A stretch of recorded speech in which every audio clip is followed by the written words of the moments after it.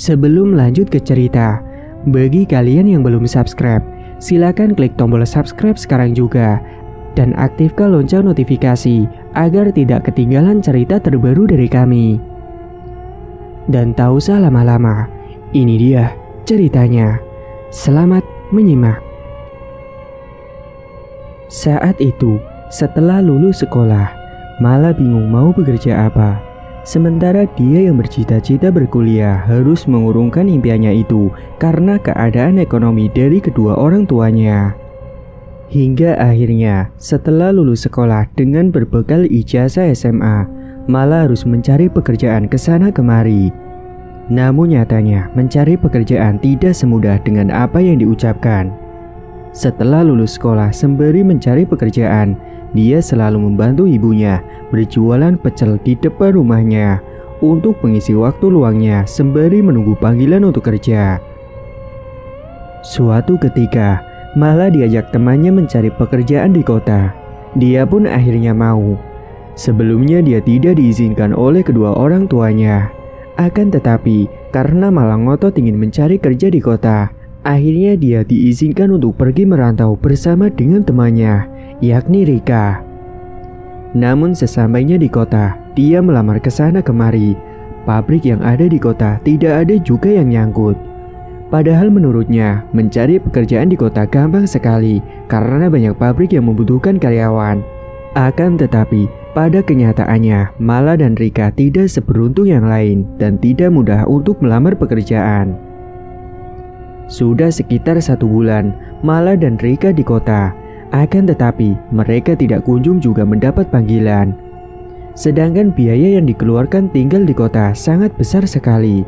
Ongkos yang mereka bawa pun juga sudah semakin menipis. Bahkan terkadang, mereka sampai hanya makan mie rebus saja setiap harinya. Kalau terus-terusan seperti itu, bisa-bisa malah sakit mereka. Akhirnya, keduanya memutuskan untuk pulang ke kampung saja. Dan kalaupun ada panggilan kerja, baru mereka akan kembali ke kota. Orang tuanya Mala sempat menyayangkan hal itu, karena pasalnya ongkos yang diberikan kepada Mala adalah uang hasil simpanan selama ini milik ibunya. Akhirnya, semenjak itu, Mala selalu membantu ibunya masak untuk jualan pecelnya, sementara bapak hanya bekerja jadi kuli panggul.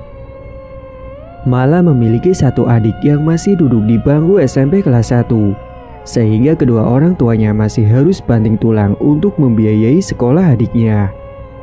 Mala pun sebenarnya berniat untuk membantu kedua orang tuanya, akan tetapi kenyataannya mencari pekerjaan sangat susah sekali. Beberapa bulan kemudian, Mala mendapat kabar dari Rika kalau ternyata Rika mendapat panggilan kerja di kota di pabrik.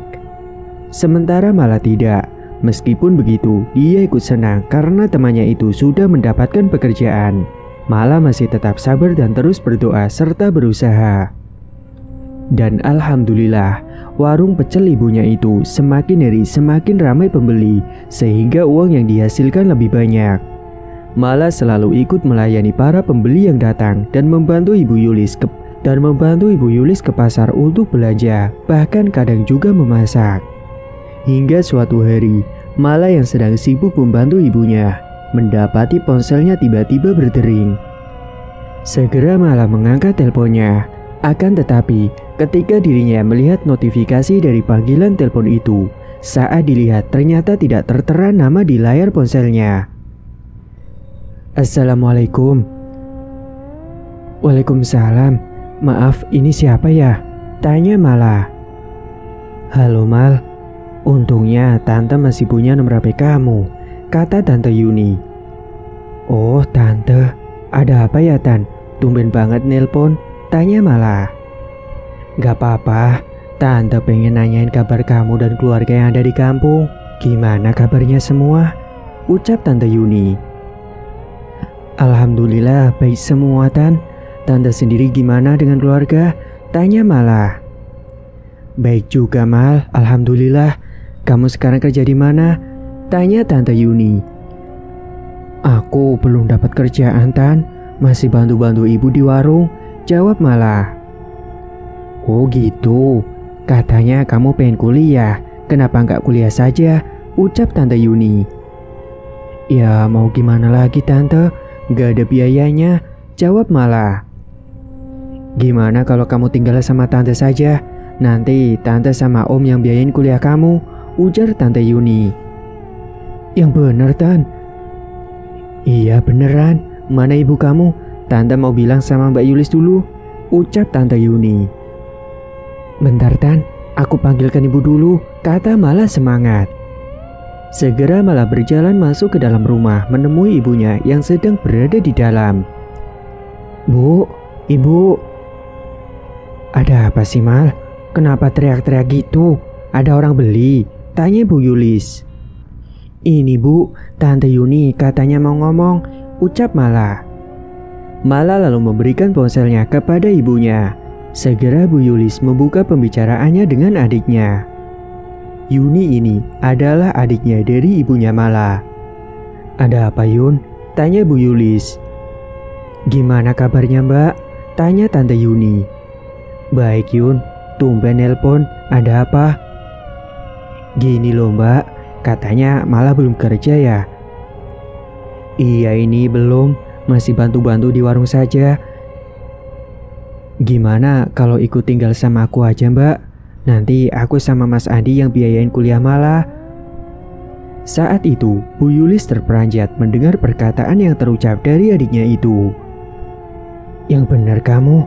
Tanya Bu Yulis. Iya Mbak, aku serius. Nanti Mala tinggal sama aku aja di rumah. Soalnya Mas Andi sering pergi kerja keluar kota, jadi aku kan sering kesepian, jelas Tante Yuni. Kalau Mbak sih terserah Malanya saja Yun, jawab Bu Yulis. Gimana Mala?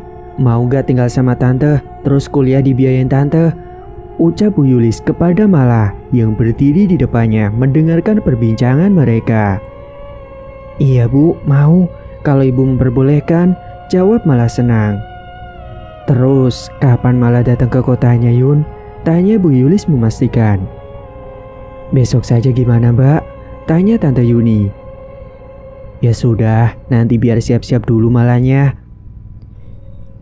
Nanti aku pesankan tiket kereta, Mala gak usah bayar Mbak, ucap Tante Yuni. Singkat cerita, setelah mendapatkan kabar dari Tante Yuni, segera Mala mengemasi barang-barang yang akan dibawanya. Malam itu pun, Mala yang berada di dalam kamarnya merasa senang dan sedih. Senangnya karena sebentar lagi dia akan berkuliah, akan tetapi dia merasa sedih karena akan jauh dari kedua orang tua dan adiknya. Kamu sudah yakin kan Mala? Tanya Bu Yulis. Iya Bu, Mala nanti mau kuliah, kayaknya mau sambil kerja supaya bisa bantu ibu. Nanti uangnya Mala kirim, jawab Mala. Tidak usah Nduk, nanti kamu kecapean kalau kuliah sambil kerja, ucap ibunya. Ya udah, ibu tenang aja, tidak usah pikirkan masalah itu dulu, kata Mala. Nanti kalau kamu di rumahnya Tante Yuni, kamu harus bersikap baik ya, jangan berbuat yang macam-macam, ucap Bu Yulis.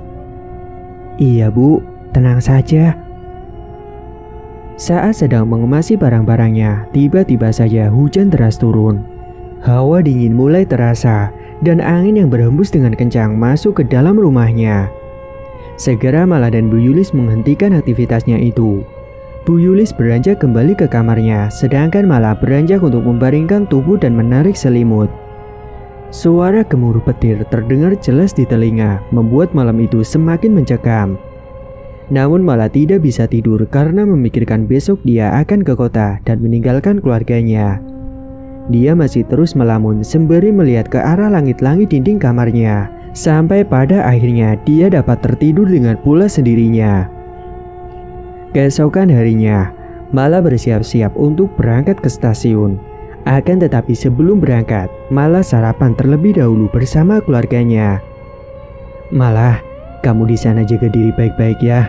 Yang baik juga sama tante kamu, ucap bapaknya. Iya Pak, Bu, tenang aja. Oh ya Mala, nanti kamu harus sering-sering kasih kabar ya sama bapak ibu, timpal Bu Yulis. Iya tenang aja Bu. Setelah selesai sarapan, segera Mala diantarkan kedua orang tua dan adiknya menuju ke stasiun. Sesampainya di stasiun, ternyata kereta keberangkatan Mala sudah hendak berangkat. Segera Mala berpamitan kepada bapak ibu sambil berpelukan. "Hati-hati ya Nduk di jalan, jaga diri baik-baik di sana," ucap Bu Yulis. Tak terasa, Bu Yulis dan Mala meneteskan air matanya karena akan berpisah. Di perjalanan Mala melihat pemandangan yang indah sembari dia mendengarkan musik kesukaannya menggunakan headsetnya. Perjalanan yang dia tempuh sekitar 5 jam perjalanan. Hingga akhirnya Mala pun sampai di stasiun kota tantenya. Dia segera memesan ojek online karena rumah tantenya masih jauh sekitar 1 jam lagi. Mala naik ojek online dan menggunakan petunjuk arah yang sudah diberikan oleh tantenya. Karena selama ini Mala belum pernah ke rumah tantenya dan belum tahu di mana rumahnya. Beberapa saat kemudian, akhirnya Mala pun sampai di depan rumah tante sesuai dengan petunjuk jalan. Dia sampai di depan sebuah rumah besar, mewah dan megah berlantai 2. Sebenarnya Mala masih bingung apakah rumah ini benar milik tantenya. "Ini Pak uangnya, makasih ya," ucap Mala sembari memberikan uang kepada ojek online tersebut. Mala melihat ke arah sekeliling. Dia berdecak kagum melihat rumah yang mewah dan megah itu. "Apa benar ya ini rumahnya Tante Yuni?" gumamnya. "Ada yang bisa saya bantu, Mbak?" tanya Pak Satpam yang tiba-tiba menghampiri dirinya. Iya Pak, saya mau tanya, apa benar ini rumahnya Tante Yuni?" tanya Mala. "Iya benar, Mbak keponakannya Mbak Yuni ya?" tanya Satpam balik. "Iya Pak." "Oh iya Mbak, ayo silakan masuk ke dalam." Kemudian Satpam pun membukakan pagar rumah yang terbuat dari besi menjulang tinggi. "Makasih ya Pak," ucap Mala kepada Satpam. Mala pun beranjak berjalan menuju ke dalam rumahnya Tante Yuni. "Assalamualaikum," ucap Mala. "Waalaikumsalam," terdengar sautan salam dari dalam rumah. "Mala, akhirnya kamu sampai juga, Dok," ucap tantenya dan langsung memeluk Mala karena sudah lama tidak pernah bertemu bahkan sudah hilang kabar. "Ayo masuk Mal, maaf ya tadi tante gak jemput kamu. Soalnya tante masih sibuk ngurus Aska yang sedang sakit." Mereka pun berjalan masuk ke dalam rumah. Di dalam rumah begitu sangat mewah dengan perabotan rumah tangganya yang terlihat sangat mahal. "Gak apa-apa kok tante, aku ngerti. Tante sekarang kaya raya ya," ucap Mala. "Alhamdulillah Mal, ini kan berkat Om Andi," jawab Tante Yuni. "Oh ya, kamu mau minum apa?" "Apa aja deh Tan." "Ya udah, tunggu bentar ya, tante buatkan minum dulu." Sembari menunggu tantenya datang membuatkan minum, Mala melihat-lihat sekeliling rumah yang mewah itu dengan kagum. Beberapa saat kemudian, tantenya datang dan membawakan minuman jus jeruk. "Ini minum dulu Mala." "Iya Tan, makasih ya." Perlahan-lahan Mala meneguk jus jeruk itu.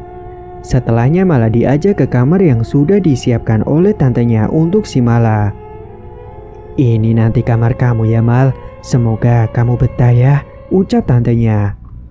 "Iya Tan, makasih." "Ya sudah, sekarang kamu istirahat saja dulu, pasti capek kan kamu." Mala pun mengangguk dan membawa perlengkapannya masuk ke dalam rumah. Dan sore itu Mala langsung membaringkan tubuhnya di atas kasur karena merasa lelah setelah melakukan perjalanan jauh. Malam pun tiba, Om Andi sudah pulang dari kantor. Mereka pun makan malam bersama di ruang makan. "Oh iya Mala, besok kamu sudah bisa mulai berangkat kuliah ya. Soalnya sudah Om daftarkan di kampus kemarin," ucap Om Andi. "Iya Om, makasih ya Om, Tante." "Kamu tenang aja, nanti kuliahnya pakai motor ya. Udah Om belikan motor baru juga buat kamu," ucap Om Andi. "Tapi Om, apa nggak keterlaluan? Kenapa sampai dibelikan motor baru?" tanya Mala. "Keterlaluan gimana? Kamu kan keponakan Om dan Tante. Gak apa-apa dong. Udah kamu gak usah merasa tidak enak," timpal Tante Yuni. "Iya Om, Tante, makasih ya. Aku gak bisa berkata selain banyak-banyak terima kasih," ucap Mala. Om Adi dan Tante Yuni pun tersenyum kepada si Mala. Namun di balik senyumnya mereka, ada maksud tersendiri.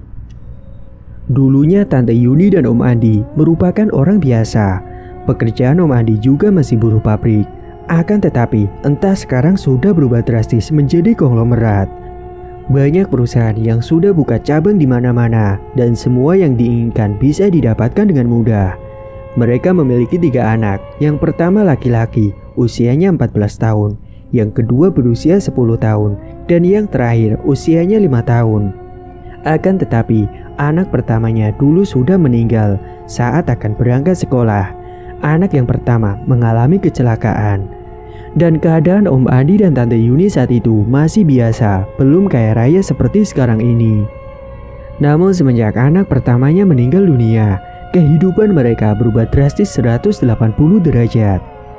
Sekarang di rumahnya Tante Yuni tinggal bersama dengan Om Adi dan kedua anaknya, pembantu dan juga seorang satpam. Namun saat Mas Adi pergi kerja keluar kota, Tante Yuni selalu merasa kesepian, sehingga dia memilih Mala untuk tinggal bersama menemaninya. Setelah makan malam, Mala segera masuk ke dalam kamar untuk istirahat karena capek dan besok harus mulai berangkat kuliah. Akan tetapi, malam itu dia tidak bisa tidur. Entah kenapa, hawa yang dirasa itu sangat panas sekali, padahal kamar yang ditempati dia sudah ber-AC. Mala sudah menyalakan AC yang paling dingin. Akan tetapi, dia masih saja merasa kepanasan sampai berkeringat. Dia pun akhirnya beranjak keluar kamar untuk mencari angin mengusir hawa gerah tubuhnya. Mala pun duduk sendirian di depan teras rumah sekitar pukul 8 malam. Namun saat dia duduk sambil memainkan ponselnya, tiba-tiba saja dia mencium ada bau busuk yang menyeruak. Dan dia pun mengendus-ngendus bau itu. Bau apa ya ini? Masa ada bangkai di rumah ini? Katanya kebingungan. Namun dia tidak terlalu memperdulikan hal itu. Beberapa saat kemudian, bau bangkai itu berubah menjadi bau kemenyan. Kok baunya berubah menjadi kemenyan ya? Ah, apa hidung aku bermasalah kali ya? Ucapnya pada diri sendiri. Tiba-tiba, hembusan angin datang menghampiri, membuat rasa gerah yang ada pada tubuhnya menghilang dan berubah menjadi hawa dingin seketika. Mala juga merasakan merinding, bulu kuduknya berdiri semua saat hembusan angin itu datang menghampiri tubuhnya. Kok tiba-tiba dingin ya? Aku masuk aja ah. Ucapnya sembari mengelus-ngelus lengan tangannya. Karena merasa takut dan merinding, dia pun beranjak bangkit berjalan menuju ke dalam kamarnya. Suasana rumah tantenya itu sudah sepi, seperti tidak ada aktivitas di dalam rumah mewah itu. Saat dia sedang berjalan, tiba-tiba dia melihat seperti ada sekelebat bayangan hitam. Sontak dia pun terperanjat kaget. Akan tetapi ketika Mala menoleh ke arah bayangan hitam itu sudah tidak terlihat. Segera Mala berlari terbirit-birit menuju ke dalam kamarnya. Napasnya terasa tidak beraturan akibat lari-lari tadi. Dia duduk dan mengatur napasnya yang tidak beraturan. Keringat pun mulai bermunculan. Tiba-tiba dia mendengar ada suara wanita yang tertawa mengikik. Mala pun tersentak saat mendengar suara itu. Suara tawa wanita itu terdengar jelas di telinga. Seketika Mala langsung merinding, bulu kuduknya berdiri semua. Mala pun memilih membaringkan tubuhnya di atas kasur sambil menutupi tubuhnya dengan selimut. Akan tetapi, suara itu masih terus terdengar di telinga. Dia mencoba memejamkan mata dan menutup kedua telinganya, tapi suara itu masih terus terdengar jelas. Jantungnya berdegup kencang, keringat semakin bercucuran, bulu kuduknya pun merinding. Sampai pada akhirnya hujan turun deras sehingga suara itu menghilang dengan sendirinya. Pantesan dari tadi panas banget hawanya, ternyata mau hujan. Keesokan harinya, Mala mulai berangkat kuliah di hari pertamanya. Dia sangat bersemangat. Dia mengendarai motor baru yang dibelikan oleh omnya. Di kampus, Mala mendapatkan kenalan teman-teman baru dan semuanya bersikap baik dan ramah kepada Mala. Dia pun sangat bersyukur karena bisa merasakan kuliah seperti apa yang selama ini dia impikan. Malah mengambil jurusan kedokteran karena sesuai dengan cita-cita yang dia mau.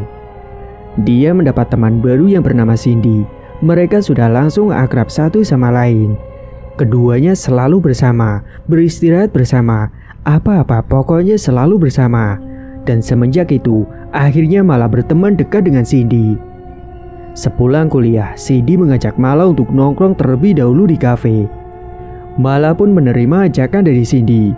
Sebelumnya dia sudah meminta izin terlebih dahulu kepada Tante Yuni dan sudah diizinkan. Di kafe dia melihat ada sebuah brosur yang tertempel di depan pintu kafe itu. Brosur tersebut berisikan informasi tentang lowongan pekerjaan. "Sin, itu ada lowongan pekerjaan. Kalau aku daftar kira-kira diterima gak ya?" tanya Mala. "Kamu mau kuliah sambil kerja?" tanya Cindy. "Iya Sin, lumayan buat tambah-tambah," jawab Mala. "Ya coba aja kamu tanya sama pemilik kafenya," ucap Cindy. Hari itu juga, Mala pun menanyakan kepada pemilik kafe yang kebetulan masih ada di sana. Setelah berbicara dengan pemilik kafe itu, akhirnya Mala diterima. Akan tetapi, Mala kerjanya hanya setiap hari Minggu untuk mengganti karyawan yang lain. Meskipun begitu, Mala pun senang karena bisa mendapat pekerjaan, bisa untuk bantu orang tuanya. Karena semua biaya kuliah dan ongkos uang jajan Mala ditanggung semua oleh tante dan omnya. Dan nantinya uang hasil kerja akan diberikan kepada ibunya. Singkat cerita, setiap malam Mala selalu mendengar suara-suara aneh di dalam rumah Tante Yuni. Saat itu Mala baru pulang kuliah sekitar pukul 6 malam karena nongkrong terlebih dahulu. Dia pun akhirnya mandi malam-malam. Saat sedang mandi, dia mendengar ada suara yang berisik memanggil namanya tepat di telinga. "Mala, Mala." Seketika Mala terdiam menghentikan mandinya sejenak. Akan tetapi saat dia terdiam, suara itu menghilang. Hembusan angin kecil pun masuk ke dalam kamar mandi, membuat tubuh Mala merinding. Segera Mala menyelesaikan mandinya karena takut dan merinding. Malam itu juga, Mala segera melaksanakan ibadah sholat di dalam kamarnya. Akan tetapi, saat dia sedang sholat, tiba-tiba hembusan angin kencang masuk ke dalam kamarnya. Gorden kamar bergerak kencang karena hembusan angin itu. Namun Mala masih tetap khusyuk menjalankan ibadahnya. Seketika dia melihat ada sekelebat bayangan hitam lewat saat dia sedang sholat di kamar. Bulu kuduknya saat itu kembali merinding. Hingga setelah selesai sholat, anehnya angin itu menghilang. Tiba-tiba dia mencium bau bangkai yang menyeruak masuk ke dalam hidung. Dia pun menutup hidungnya karena tidak kuat menghirup aroma bau busuk itu. "Malah." "Iya Tan, bentar," jawabnya dari dalam.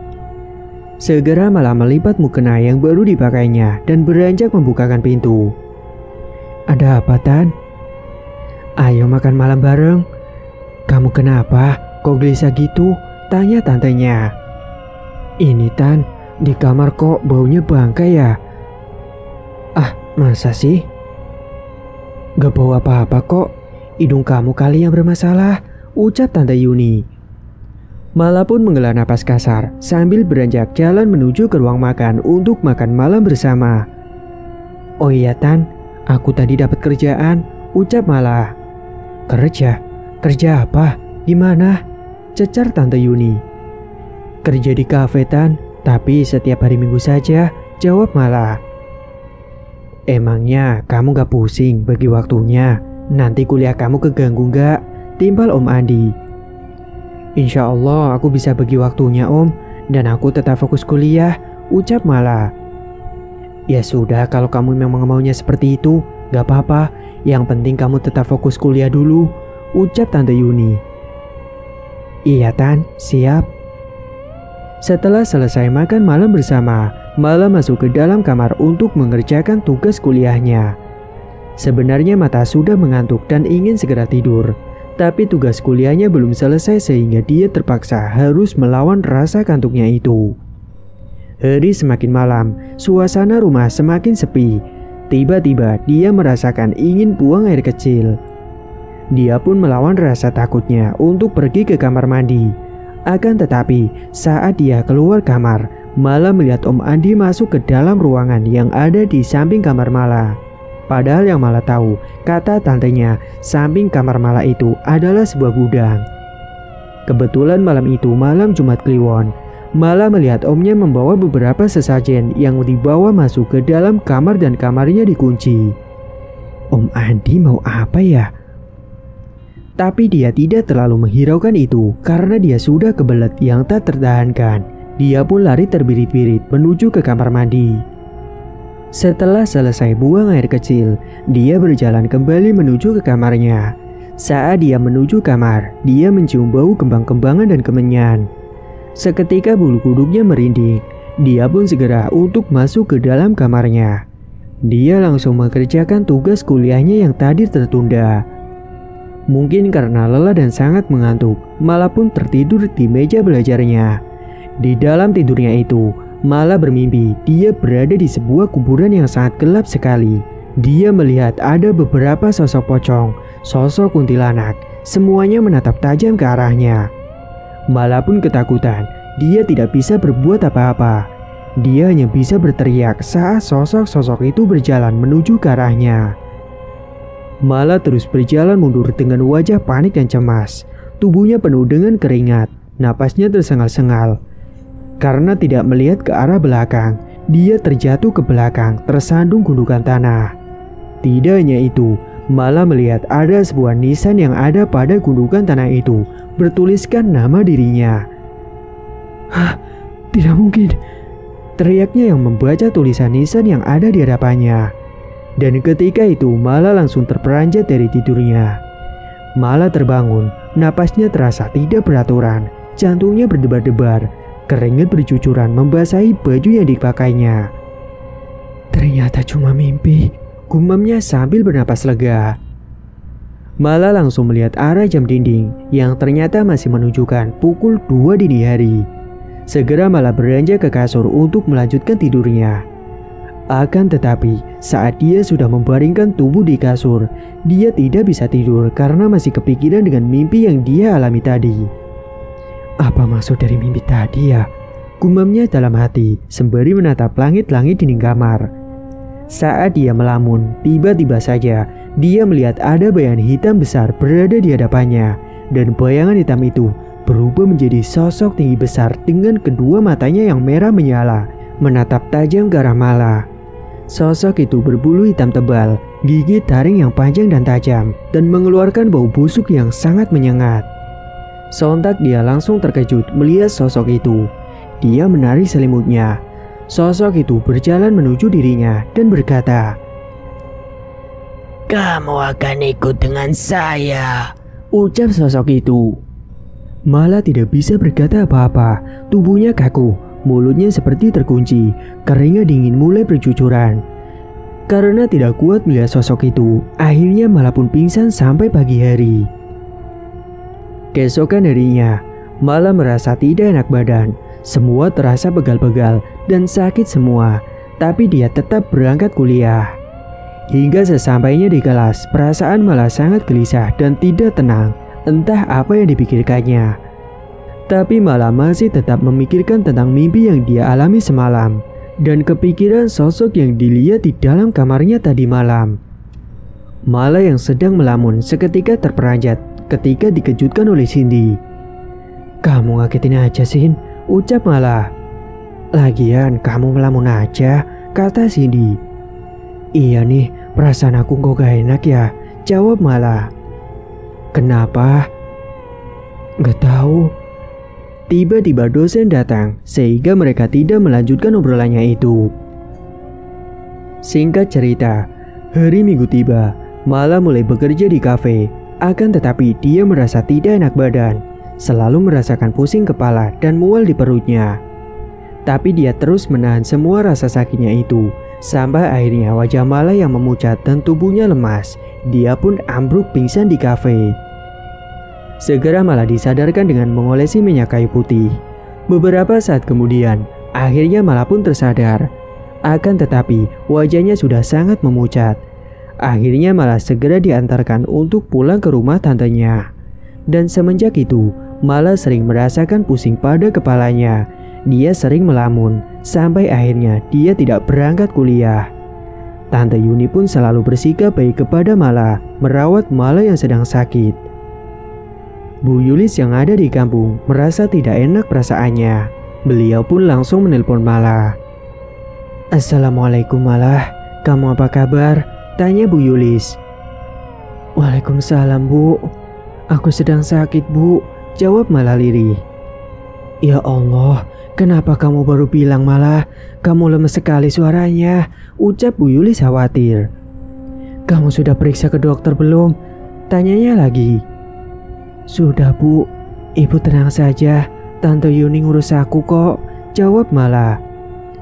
"Syukurlah kalau gitu, semoga kamu cepat sembuh ya Duk. Diminum obatnya dan banyakin istirahat," ucap Bu Yulis. Waktu itu, Tante Yuni membawa Mala ke rumah sakit. Akan tetapi dokter mengatakan kalau Mala tidak menderita sakit apapun. Sehingga dokter hanya memberikan vitamin saja untuk Mala. Karena menurut dokter, Mala hanya kecapean. Setelah sudah mendingan, Mala kembali berangkat kuliah. Akan tetapi, wajahnya sangat pucat dan lemas.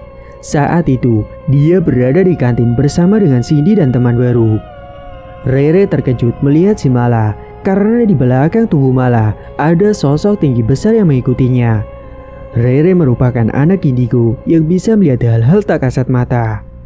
"Mal, di belakang kamu ada yang ngikutin. Sosoknya tinggi besar, matanya merah dengan gigi bertaring," ucap Rere. "Ah, yang bener kamu Re?" tanya Mala. "Iya bener Mal," jawab Rere. Seketika Mala pun merinding, bulu kuduknya berdiri semua mendengar ucapan dari Rere. Singkat cerita, sore harinya saat pulang kuliah, di jalan Mala yang mengendarai motornya dia merasakan pusing sekali pada kepalanya. Sampai kedua matanya berkunang-kunang melihat jalan depan. Tak disangka tiba-tiba dia melihat ada sosok tinggi besar dengan kedua mata merah menyala berada di depan jalan. Sontak Mala terkejut, dia pun langsung banting setir ke kiri sampai menabrak pohon. Mala mengalami kecelakaan, segera dia dibawa ke rumah sakit. Bahkan kedua orang tuanya yang ada di kampung mendengar kabar anaknya kecelakaan, segera datang ke kota. Saat itu, Mala mengalami beberapa luka-luka cukup parah. Tubuhnya lemas tak berdaya, wajahnya memucat. Sudah sebulan Mala koma dan tidak sadarkan diri. Semua biaya rumah sakit ditanggung oleh Tante Yuni. Bu Yulis dan suaminya selalu mendoakan Mala, selalu membacakan Al-Quran, sampai akhirnya Mala pun tersadar. Dan semenjak itu Mala dibawa pulang ke kampungnya. Dan setelah kejadian itu, Mala jadi sering melamun dan teriak-teriak sendiri di dalam rumahnya. Bahkan Mala selalu ketakutan dan terus teriak-teriak. Katanya dia selalu melihat sosok tinggi besar di dalam kamarnya. Ibu Yulis pun memanggilkan orang pintar untuk menyembuhkan Mala dan ingin tahu apa yang sudah terjadi pada anaknya itu. Kebetulan tetangganya ada orang pintar yang tahu tentang hal klinik seperti itu. Pak Rama datang ke rumah dan melihat ada sosok yang mengikuti Mala. Dia pun geleng-geleng kepala sambil beristighfar. Malam itu, Pak Rama mendoakan Mala dan saat didoakan, Mala berteriak kepanasan. Kedua matanya melotot seperti hendak keluar dan mulutnya menganga. Ternyata Mala sudah kerasukan sosok yang mengikutinya. Dia sampai mau mencekik leher Pak Rama. Tapi Pak Rama terus membacakan doa-doa untuk mengeluarkan sosok yang ada di dalam tubuhnya Mala. Hembusan angin kencang masuk ke dalam rumah dan suara jendela serta pintu yang tertutup sendiri. Brak, brak. Malam itu, suasananya semakin mencekam. Mala terus teriak kepanasan saat didoakan oleh Pak Rama. Hingga beberapa saat kemudian, Mala pun pingsan. Tubuhnya terkulai lemas setelah sosok itu sudah keluar dari dalam tubuhnya. Mala akan dijadikan tumbal pesugihan, Pak, Bu, ucap Pak Rama menjelaskan. Astagfirullah, siapa Pak yang melakukan hal ini? Tanya Bu Yulis penasaran. Masih sedara dengan ibu orangnya. Untungnya Mala masih bisa diselamatkan, Bu, ucap Pak Rama. Saat itu Bu Yulis langsung tahu kalau ternyata adiknya selama ini sudah melakukan pesugihan dan anaknya yang akan dijadikan tumbal.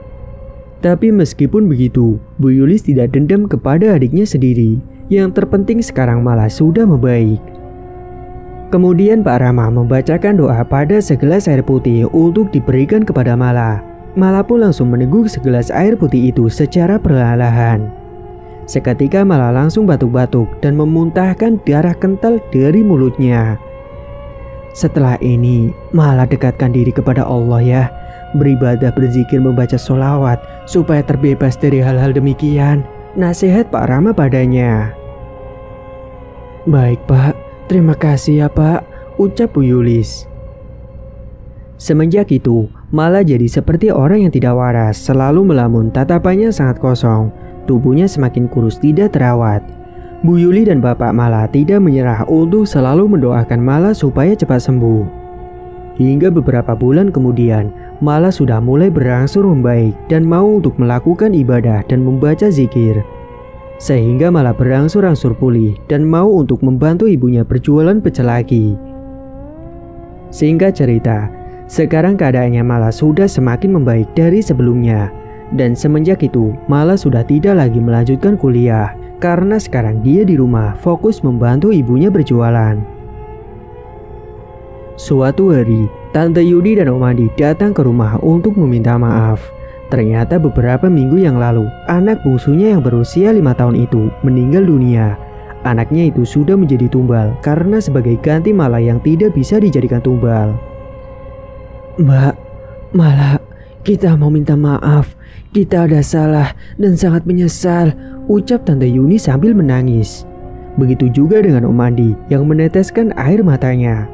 Saat itu juga Bu Yulis dan suaminya dan serta Mala sudah memaafkan perbuatan Tante Yuni dan Om Andi. Anak kita yang terakhir 2 minggu yang lalu meninggal dunia Mbak, ucap Tante Yuni. Innalillahi wa inna ilaihi roji'un. Kamu yang sabar ya Yun. Aku harap kamu sama Andi meninggalkan perbuatan musyrik itu dan segera bertaubat, ucap Bu Yulis. Iya Mbak, kita akan bertaubat. Saat itu, Tante Yuni menceritakan semuanya kenapa dia akan menumbalkan Mala. Karena Tante Yuni merasa dendam karena dulu Bu Yulis yang mendapatkan bagian harta warisan yang lebih banyak dari orang tuanya. Dan kebetulan mereka sedang membutuhkan tumbal untuk persembahan pesugihan yang dilakukan olehnya. Akhirnya mereka mengiming-imingi Mala berkuliah sampai dibelikan motor baru. Jadi waktu itu Mbak, saya sama Mas Adi ini bingung mencari tumbal pesugihan selanjutnya. Dan saya kepikiran Mala. Waktu itu saya mengingat masalah dulu tentang warisan yang Mbak terima lebih banyak. Jadi saya dendam, akhirnya saya mengiming-imingi Mala untuk kuliah, ucap Tante Yuni. Dan anak saya yang pertama itu sudah menjadi tumbal, makanya secara cepat kita bisa kaya raya Mbak. Astagfirullah Yun, kenapa kamu berbuat seperti itu? Apa kamu gak tahu kalau yang kalian lakukan itu dosa besar? Segeralah bertaubat Yun, kamu juga Andi. Iya Mbak, kita menyesal dan akan segera bertaubat secepatnya. Hari semakin sore, Tante Yuni dan Om Andi pun berpamitan untuk pulang. Mbak, Mas, Mala, kita pulang dulu ya. Sekali lagi kami minta maaf dan kami janji akan bertaubat, ucap Tante Yuni. Setelah itu, Tante Yuni dan Om Andi beserta dengan anak satu-satunya yang nomor 2 pulang ke rumah. Namun, akan tetapi di tengah perjalanan, Tante Yuni dan Om Andi mengalami kecelakaan maut. Kecelakaan itu terjadi beruntun karena saat itu Om Andi mengemudi mobil dengan kecepatan yang sangat tinggi dan tidak disangka ternyata di depan ada sebuah truk yang berhenti karena kemacetan. Dan saat itulah terjadi kecelakaan beruntun yang menyebabkan mobil ringsek dan meledak terbakar di tempat. Om Andi, Tante Yuni, serta anaknya meninggal dunia dalam kecelakaan itu. Bu Yulis, Mala dan bapaknya pun turut prihatin atas musibah yang menimpanya. Semenjak itu, rumah milik Tante Yuni itu menjadi terbengkalai, tidak dihuni siapa-siapa, bahkan menjadi angker. Sementara Mala sekarang sudah sembuh, dia juga mendapatkan pekerjaan di pabrik yang ada di kampungnya. Dia pun sudah bisa membantu kedua orang tuanya untuk mencukupi kebutuhan yang selama ini kurang. Semoga kita selalu dalam lindungan Allah Ta'ala dan jangan sampai kita terjerumus ke dalam lembah hitam dan merugikan orang lain. Pertebal iman kita, dekatkan diri kita kepada Allah Ta'ala dan perbanyak ibadah. Sesulit apapun perekonomian kita, jangan sampai untuk melakukan perbuatan musyrik yang dibenci oleh Allah Ta'ala. Semoga kita selalu dalam rahmat dan karunia Allah Ta'ala. Tamat. Cerita pun selesai. Bagi teman-teman yang suka mendengar cerita kali ini, dukung channel ini dengan cara klik subscribe dan aktifkan lonceng notifikasinya dan tinggalkan jejak di kolom komentar. Dan bagi teman-teman yang punya cerita dan ingin mengirimkan cerita, bisa kirim langsung ke kontak yang sudah disediakan. Terima kasih sudah menyimak hingga akhir. Wassalamualaikum warahmatullahi wabarakatuh.